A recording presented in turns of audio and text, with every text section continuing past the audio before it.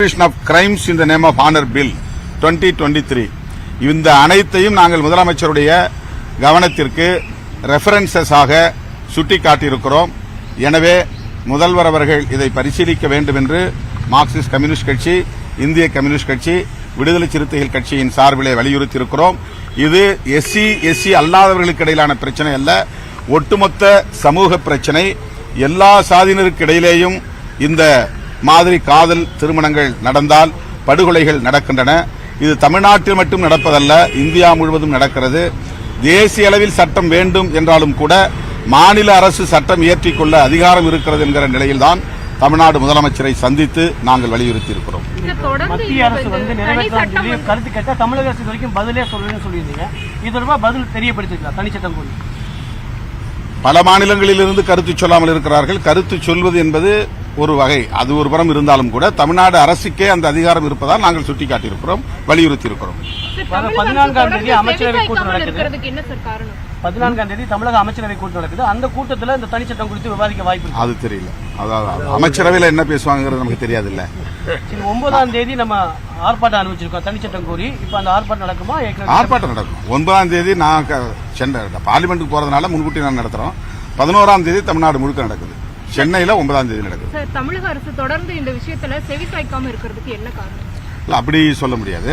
அவங்க முடிந்த வரையிலும் இருக்கிற சட்டங்களை பயன்படுத்தி நடவடிக்கை எடுக்கிறார்கள். உடனடியாக கவின் படுகொலையில் சம்பந்தப்பட்ட குற்றவாளிகளை கைது செய்திருக்கிறார்கள். சுபாஷினியை கூட நேற்று சிபிசிஐடி அழைத்து விசாரணை நடத்தி வருகிறது. ஆகவே ஏற்கனவே இருக்கிற சட்டத்தின் அடிப்படையிலான நடவடிக்கைகளை எந்த பாரபட்சமும் இல்லாமல் முதலமைச்சர் அவர்கள் மேற்கொண்டு வருகிறார் என்று நாங்கள் பெரிதும் நம்புகிறோம்.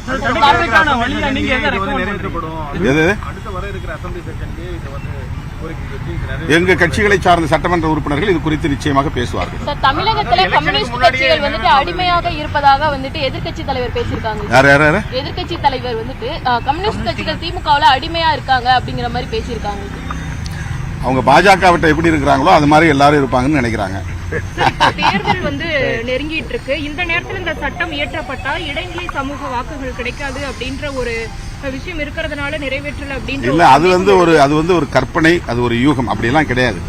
இதுக்காகலாம் மக்கள் உடனே மனம் மாறிட மாட்டாங்க. மக்கள் ரொம்ப விழிப்புணர்வு உள்ளவர்கள், கொள்கை அடிப்படையிலும் சிந்திக்க தெரிந்தவர்கள். யாரை தேர்ந்தெடுக்க வேண்டும், யாருக்கு அதிகாரம் அளிக்க வேண்டும் என்பதை தமிழ்நாட்டு மக்கள் தெளிவாகவே உணர்ந்து வாக்களிப்பார்கள். வெறும் சாதி மத அடிப்படையிலே வாக்களிக்கிற வழக்கம் தமிழ்நாட்டில் மிக மிக குறைவு. மாண்புமிகு முதலமைச்சருடைய உடல்நலத்தை நாங்கள் மூவரும் விசாரிப்பதற்காகவும் தான் இந்த சந்திப்பை மேற்கொண்டோம். அவர் நலமுடன் இருக்கிறார், மிகவும் உடல் வலிவோடும் இருக்கிறார்.